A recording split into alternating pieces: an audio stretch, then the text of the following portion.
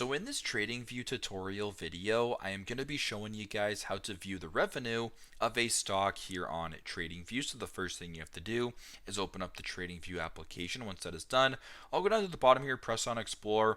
I'll then go to the top right and press on the search icon. And how about I search up Microsoft? So MSFT, I believe, is the ticker symbol. Microsoft Corporation right here. I'll press on that.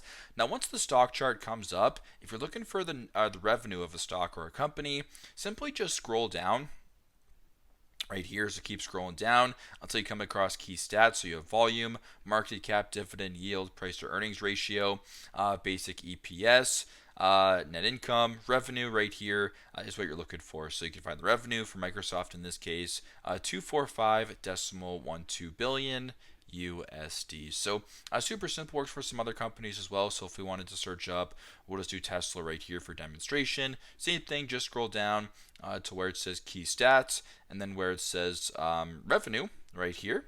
It's right in front of you. So super simple, super straightforward, but that is how to view the revenue of a stock here in TradingView. Thanks again for watching. I hope this video helps.